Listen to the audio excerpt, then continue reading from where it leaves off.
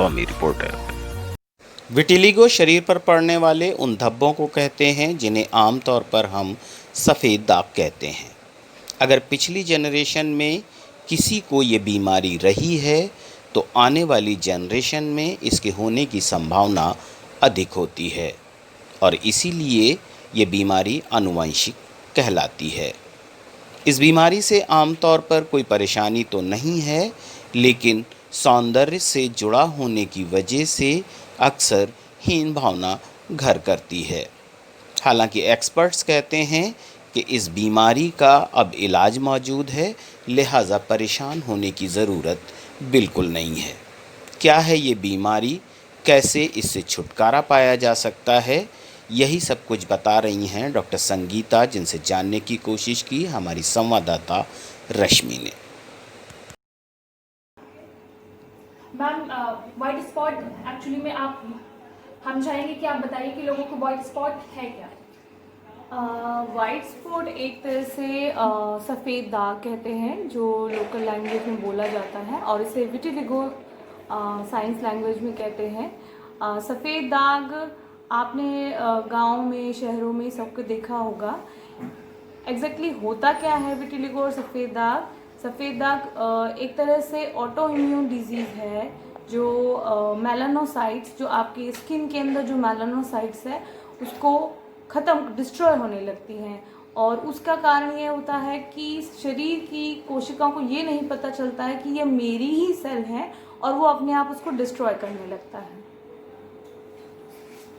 क्या ये एक ऐसी बीमारी है कि लोगों को छूने से, मतलब कॉन्टाजिनस है, ये एक दूसरे को छूने से फैलने लगेगा?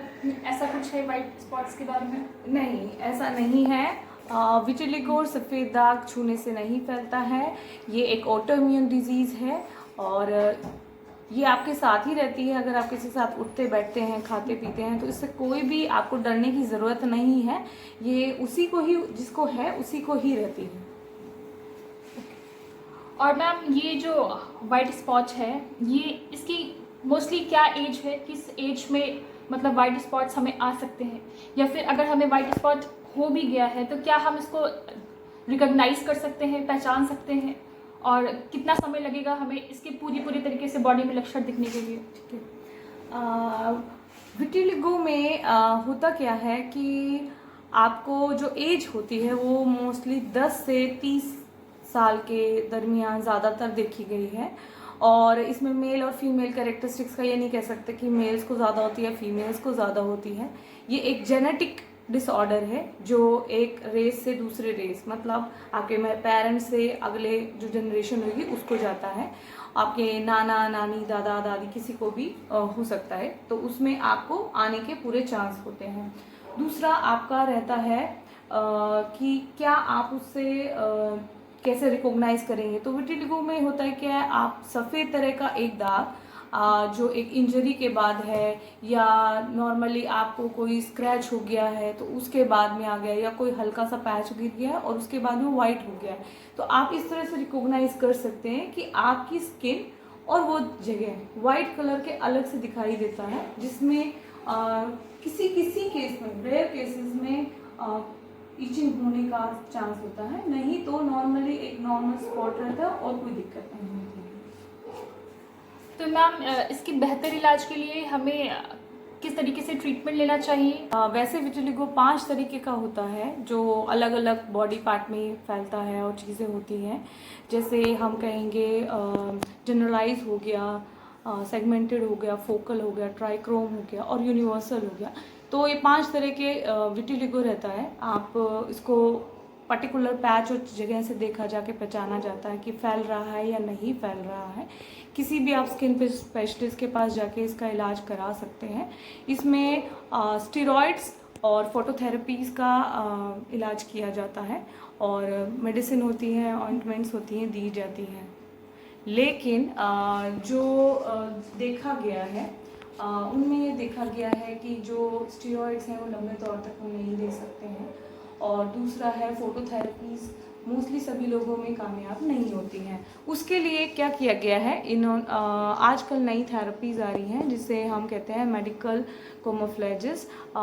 एक कैमोफ्लेज करा जाता है, जिसमें स्किन में जो आपका जितना भी एरिया है, पैच है, मान लीजिए आपके फेस पे है, लिप एरिया है, आईब्रोज के ऊपर है, आईलिड्स के ऊपर है, नोज साइड्स में है, तो उस कंडीशन में उस तरह का कलर उसको दिया जाता है जो उसका स्किन कलर होता है। तो जैसे वो स्किन कलर होता है, उसका एक thin layer of skin colour उसको दे दिया जाता है, जो डिफरेंट टाइप के नेचुरल इंग्रेडिएंट से बनाया जाता है, जिसमें आपका हो गया वेजिटेबल ऑयल, हो गया हीना, हो गया एस्ट्रस, हो गया। तो इस तरह के कलर्स अवेलेबल होते हैं जो डॉक्टर्स और स्किन स्पेशलिस्ट हैं वो यूज़ करते हैं, कॉस्मेटोलॉजिस्ट यूज़ करते हैं। ये आप एक तरह से कह सकते हैं कि कैमोफ्लेज को जो मैं बता दूं कि कैमोफ्लेज ऐसा होता है जैसे कि हम गिरगिट को कहते हैं कि एक एनवायरनमेंट में जाता है और वो उसी कलर का हो जाता है, तो उसी को हम कैमोफ्लेज कहते हैं। अपने आप को बचाने के लिए जिस तरह का एक तरह का एनवायरनमेंट बना दिया, तो उसी में क्या होता है, जो डॉक्टर्स होते हैं वो स्किन को उसी तरह का कलर दे देते हैं जैसा उनका है। समय के साथ में उस कलर हल्का सा अगर फेड भी पड़ता है तो वो दोबारा रीटच उसको ले सकते हैं और दोबारा से नॉर्मल स्किन कलर हो जाता है। तो ऐसे में उन्हें पेशेंट को बताइए कि इस समय पे उन्हें किस तरह से रहना चाहिए ताकि उनका मानसिक तनाव भी स्टेबल रहे, वो ज़्यादा मेंटल प्रेशर ना ले। तो इस संबंध में भी आप लोगों को बताइए।